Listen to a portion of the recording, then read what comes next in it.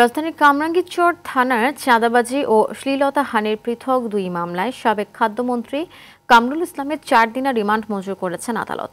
এছাড়া চকবাজার থানার অপর একটি হত্যা চেষ্টা মামলায় তাকে গ্রেপ্তার দেখানো হয়েছে। সকালে মেট্রোপলিটন ম্যাজিস্ট্রেট আদালতে হাজির করে দুই মামলায় 10 দিন করে রিমান্ডের আবেদন করা হলে রাষ্ট্র ও আসামি পক্ষের আইনজীবীদের শুনানি শেষে 4 দিনের রিমান্ড মঞ্জুর করেন ঢাকার মেট্রোপলিটন ম্যাজিস্ট্রেট বেলাল হোসেনের আদালত।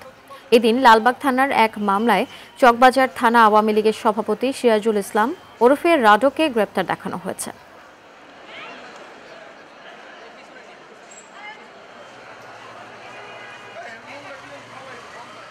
প্রথম মামলাটি তার জন্য 10 দিনের রিমান্ড প্রার্থনা করা হয়।